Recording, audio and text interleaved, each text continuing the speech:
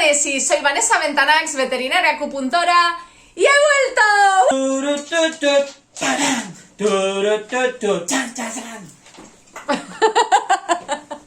Me encanta. Hoy vamos a hablar sobre el dolor en gatos, tanto del dolor agudo como del dolor crónico. Pero para ello lo primero que debemos saber es ¿qué es el dolor? El dolor, y me pongo a leer, el dolor es una sensación desagradable pero necesaria porque nos avisa de la posibilidad de un daño. Tenemos diferentes tipos de dolor que, por simplificarlo, los resumiremos en dolor agudo y dolor crónico. Dolor agudo y dolor crónico tienen vías de transmisión neurológica diferentes, activan diferentes vías para llegar al cerebro. Y además tienen diferentes funciones. Por ejemplo, el dolor agudo en realidad sí tiene una función de supervivencia, ya que va directamente relacionado con el daño que se haya producido. Es decir, si tú te rompes un dedo, tendrás un dolor agudo que será proporcional a esa lesión. Si tú te haces una quemadura, pues te dolerá más o menos en función de la profundidad y gravedad de la quemadura. Mientras que el dolor crónico no tiene esa función de supervivencia y además puede ser originado ya sea pues por una lesión aguda en un inicio que se ha cronificado en el tiempo o ir apareciendo de manera paulatina sin que haya habido un daño previo, como sería por ejemplo el caso de la artrosis. Todo esto lo he dejado aquí muy resumido, pero os informo que os traigo una sorpresita que diré al final del vídeo y además aprovecho para deciros que si no te has suscrito a mi canal, suscríbete y activa la campanita para estar siempre alerta de cuando subo vídeos, y te aconsejo que me sigas en Instagram porque soy allí muchísimo más activa. Es la red social que más uso. Para establecer el nivel de dolor agudo en un gato tenemos diferentes escalas, pero la más utilizada es la escala de la mueca felina, en la que se observa cómo es la expresión facial y la colocación del animal para poder determinar el grado de dolor agudo que éste tiene.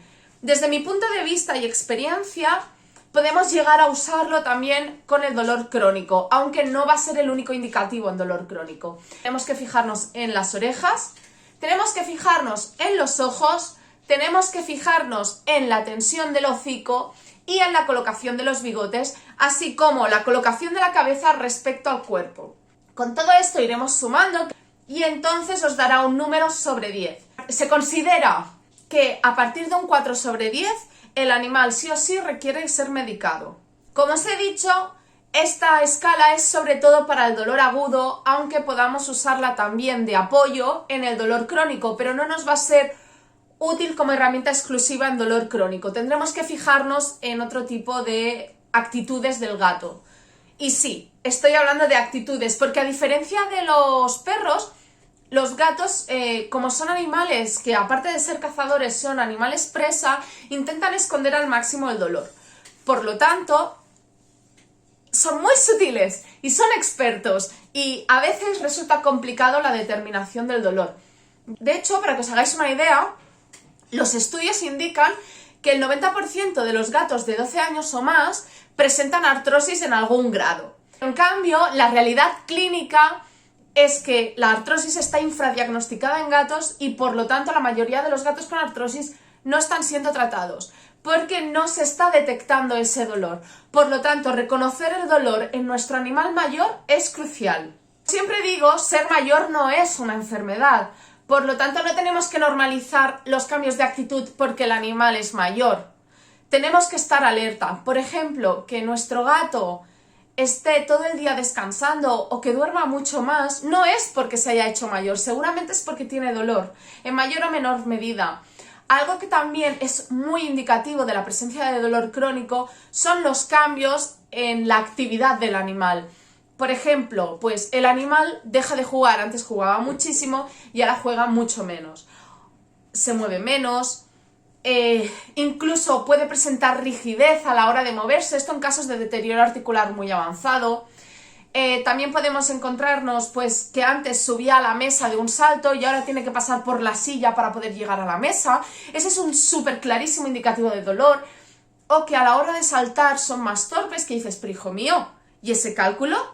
pues no es que el animal haya calculado mal, es que tiene dolor y por lo tanto no puede saltar con la misma facilidad. También puede haber cambios en la ingesta, pueden comer ya sea más o ya sea menos. Además, no nos olvidemos que no solo la artrosis produce dolor, hay otras enfermedades que producen dolor, como podría ser el IBD. El IBD es una enfermedad autoinmune, de hecho, os dejo abajo un enlace a una charla que hice sobre IBD. Otro cambio de conducta que podemos encontrar en animales con dolor es dificultad para eliminar, para la conducta de eliminación, es decir, para defecar y orinar, una o ambas. Y esto puede ser directamente que haya una imposibilidad. Por ejemplo, en los casos de cistitis, muchas veces el animal deja de orinar porque le duele o que lo hagan fuera de su arenero. Volviendo al caso de la cistitis, por ejemplo, pues se van a orinar a la cama o a una alfombra y dices, ¿pero por qué? Pues porque tiene dolor y asocia la caja con el dolor y por lo tanto se va a orinar a otra zona. O también, por ejemplo, en animales, volviendo a las artrosis, que entran al arenero, pero es como que no atinan. Y no es que no atinen, en realidad, sí que atinan. La cosa es que como tienen dolor, tienen mayor dificultad para entrar y salir del arenero. Para mí, un gran indicativo de un nivel muy alto de dolor en el animal es el estado de su pelaje. Si un animal no se acicala, es que no está bien. Puede ser que tenga dolor agudo, puede ser que tenga un malestar general o puede ser que tenga dolor crónico. Por lo tanto, si tu animal no se acicala, sí o sí vas a tener que llevarlo al veterinario. Si tu animal tiene un estado de pelaje desaliñado, como descuidado, es que no se está acicalando de manera adecuada. O también puede pasar, y esto por ejemplo me lo han descrito, pues de animales que en un inicio se dejaban peinar súper bien y de repente ya no se dejan cepillar según qué zonas, o que no se dejan acariciar, o que tienen una respuesta extrema a las caricias, por ejemplo en casos de hiperestesia felina. Otro aspecto que también debemos controlar son las uñas. En los animales mayores es muy habitual que llegue un momento que ya no hagan la conducta de rascado por dolor. Entonces las uñas van creciendo hasta el punto que acaban clavándose, produciendo por supuestísimo dolor agudo. Por lo tanto, cuando tenemos este tipo de animales ya con estas edades que no rascan, es necesario tener un control de las uñitas e irlas cortando. Yo no soy partidaria de cortarla en animales jóvenes, pero en animales con dolor que no pueden realizar esta conducta, sí.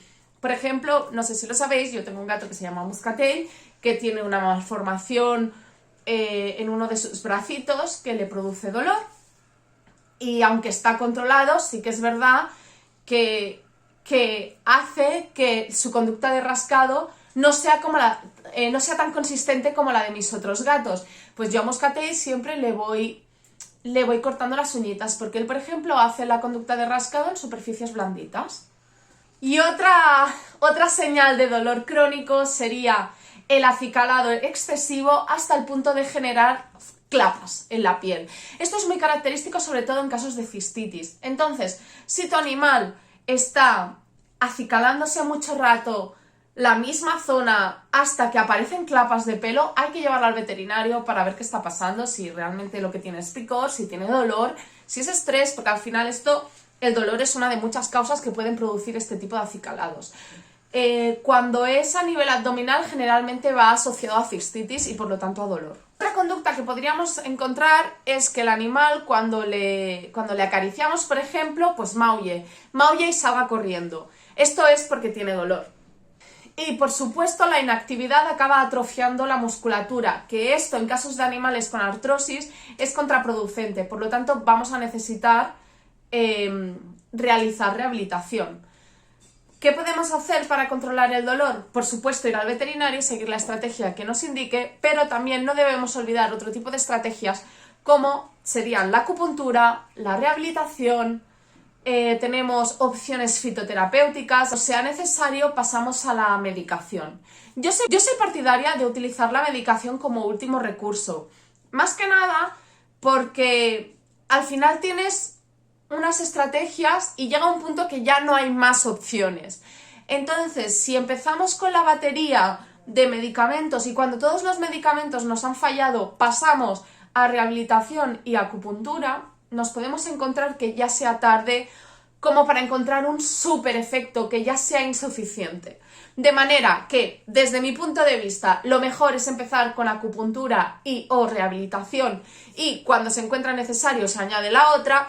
Luego pasaríamos a productos fitoterapéuticos y ya por último empezaríamos con toda la batería de medicaciones en función de cómo lo considere el equipo de veterinarias que estén llevando a tu gato. Y, ¡sorpresa! Os anuncio, porque me habíais comentado que este vídeo preferíais tenerlo en ebook. Entonces, aunque ganó el vídeo, cuando pregunté en mis historias de Instagram, sí que es verdad que la mayoría de mis clientas de gatos me habíais pedido el ebook. Entonces, señoras, señores, tenemos el ebook. Os he dejado abajo un enlace con mi Telegram, con un canal de Telegram que he creado para mis nesis, en el que lo primero que encontráis es el acceso gratuito al ebook, que es descargable para que podáis tenerlo. Os espero en el canal de Telegram, en las redes y por aquí. Ra, pa, pa, para, pa, pa.